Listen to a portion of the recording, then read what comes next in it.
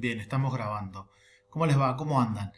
Esta idea, esta idea de un nuevo video tiene que ver con confirmar algunas cositas que estuvimos viendo en el primero. Recuerden que en el primer video estábamos viendo cuáles son los personajes que conforman la Edad Media. Por supuesto que obviamos algunos, van a ir surgiendo a medida que vayamos desarrollando algunas actividades. Pero quiero meterme en el contenido que ustedes tienen en los textos, que han visto, es decir, han leído, pero quiero darle un poco de forma a todo eso para que se comprenda un poquito mejor de qué estamos hablando cuando hablamos de el clero, ¿sí? Ustedes fíjense que lo que tenemos acá es la parte de los textos que ustedes tienen para hacer las actividades, que habla de el clero regular y las órdenes monacales. El clero secular y el clero regular. ¿Qué diferencia hay entre uno y otro? El clero secular, integrado por los sacerdotes que vivían entre los laicos. Laicos se les va a llamar a todos aquellos que no sean de una orden religiosa, que no estén involucrados efectivamente con la iglesia. Todo el pueblo, en general, cuando hablen desde el punto de vista de la religiosidad, van a ser laicos. Ellos se encargaban de las parroquias y dependían del obispo que dirigía la diócesis. La diócesis va a ser el territorio. Después vamos a ver, tengo un dibujito respecto de eso para poder comentarlo. Va a ser el territorio que va a dirigir el obispo. El clero regular estaba formado por monjes y frailes que seguían determinadas reglas y que vivían en los diferentes monasterios. Bueno, allí trabajaban, rezaban, estudiaban, etc. Bueno, esto es lo que nosotros tenemos, lo que ustedes tienen en los textos para poder trabajar. Ahora, esto que ustedes ven ahí en los textos es esto básicamente. Fíjense.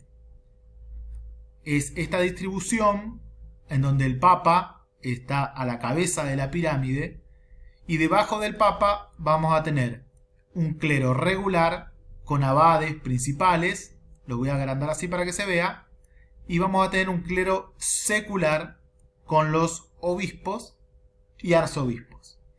Recuerden ustedes que unos van a estar integrados con la sociedad, con la gente, van a ser aquellos que se encarguen de estar con el pueblo, de enlazar en matrimonios a la gente, de realizar los bautismos, de actuar cuando alguien fallece.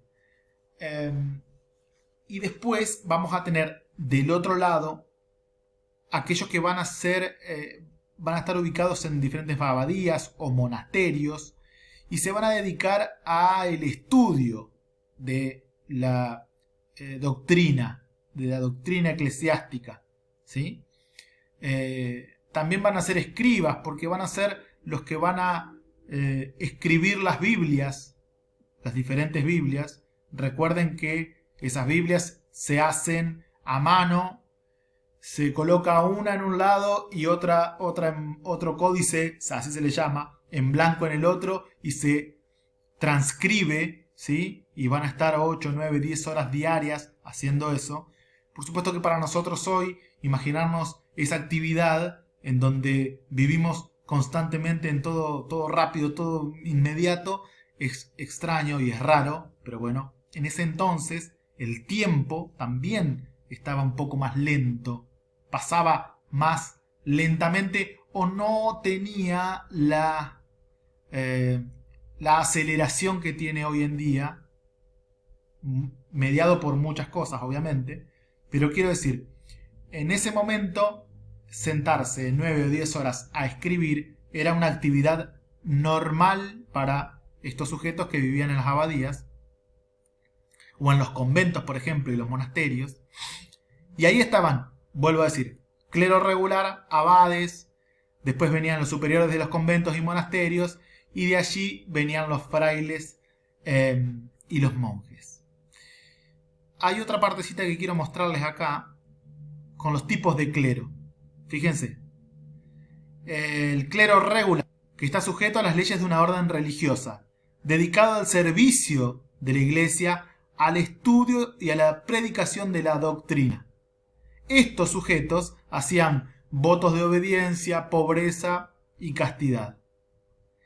Vamos a encontrar a los franciscanos, los benedictinos o los jesuitas como órdenes que formaban parte de ese clero, el clero regular.